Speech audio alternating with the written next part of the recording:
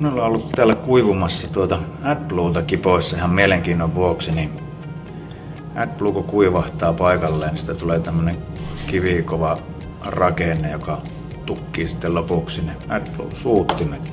Tässä on AdBlueta ja puolet vettä. Vielä laimennettuna se on huomattavasti rakeisempi eikä niin kova.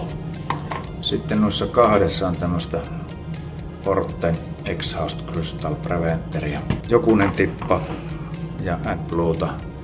Jännän näköinen ilmiö, tämä koko kuppi on tämmöisessä kristallissa kautta kiteessä. Ja tässä on vähän enemmän sitten useampi tippa Forten ainetta. Aika lailla saman näköinen, mutta ei ole niin kuohunut kuivuessaan. Tässä on tämmönen vuodenpäivät kuivahtanut pelkkä AdBlue-seos, niin lisätäpä tähän mielenkiinnosta ja ihan puhasta vettä.